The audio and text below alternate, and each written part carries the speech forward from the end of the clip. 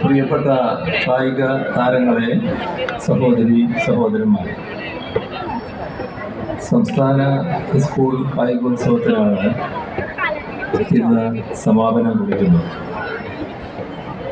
മുൻവർഷങ്ങളിൽ നിന്ന് വ്യത്യസ്തമായി athletics, games, aquatics മത്സരങ്ങൾ ഒരേ സ്ഥലത്ത് നടന്നുവെന്ന പ്രത്യേകതയാണ് ഈ മേളക്കുള്ളത്.